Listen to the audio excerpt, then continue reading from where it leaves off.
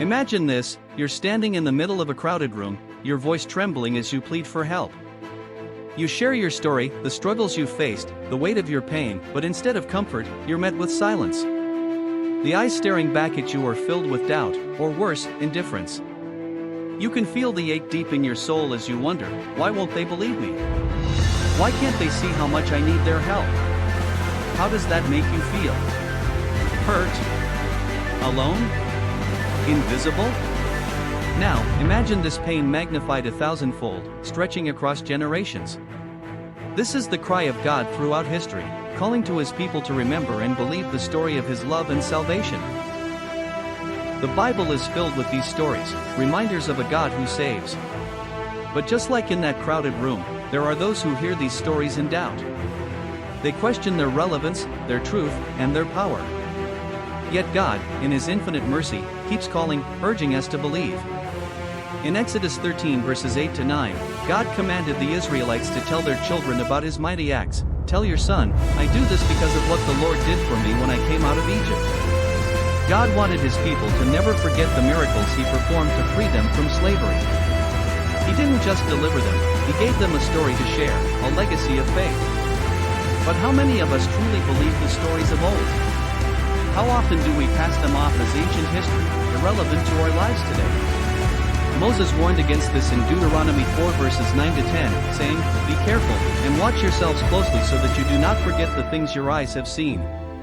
Teach them to your children and to their children after them. Forgetting God's story is the first step to losing faith. Consider the plea in Psalm 78 verses 4 to 7, We will not hide them from their descendants, we will tell the next generation the praiseworthy deeds of the Lord, his power, and the wonders he has done. This isn't just a command, it's a heartfelt cry. God's miracles, his faithfulness, his love, they're not just stories to be told but truths to be believed. Now, imagine God's heart as he sees his people struggling today. He hears your cries for help. He sees your pain, your doubts, your fear. And through the stories of the past, he whispers, I am the same God who parted the Red Sea, who brought water from a rock, who fed my people with manna from heaven. I am the God who sees you, who loves you, and who is calling you. In Isaiah 12 verses 4 to 5, God calls us to proclaim his name and make his deeds known. Sing to the Lord, for he has done glorious things, let this be known to all the world. These stories are not just about what God did, they're about what he can do and what he will do in your life if you trust him. God is the only one who can truly save you. The world may doubt your story, but God never will. He sees you.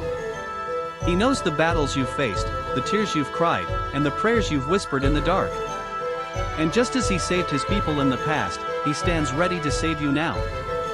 Joshua 4 verses 6 to 7 reminds us to set up memorials of God's faithfulness. When your children ask you, what do these stones mean? Tell them that the flow of the Jordan was cut off before the ark of the covenant of the Lord.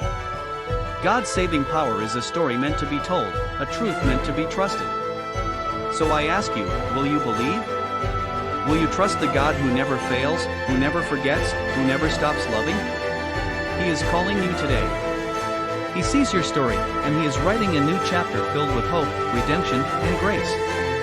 Place your trust in God alone, for he is good, and his mercy endures forever.